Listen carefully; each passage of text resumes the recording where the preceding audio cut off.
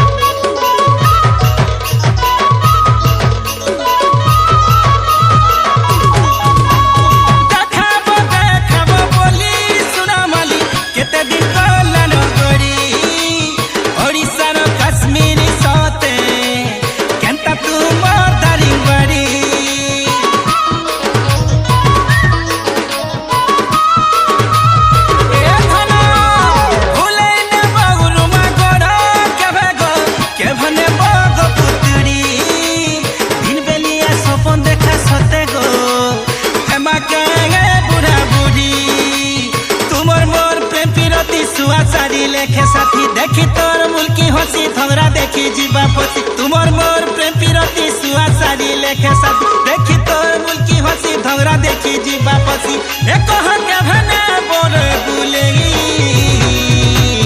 ए पुष्पा कभी झुकेगा नहीं होए गो फूलो पानी तुम्हें फूलेगी एकते सीखी छगो धोरा फसे होए गो फूलो पानी तुम्हें फूलेगी केते सीखी छगो पिला पटे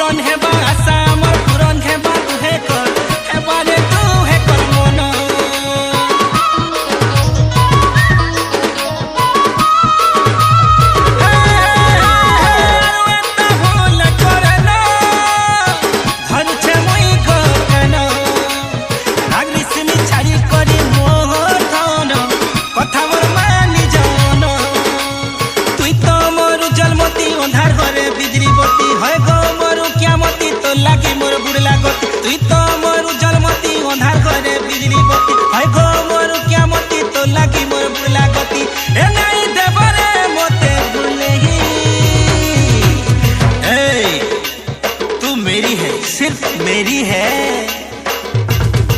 होए गो फुला पानी तुम्हें फुलेई, एक ते सीखी छगो धगरा पटेई। होए गो फुला पानी तुम्हें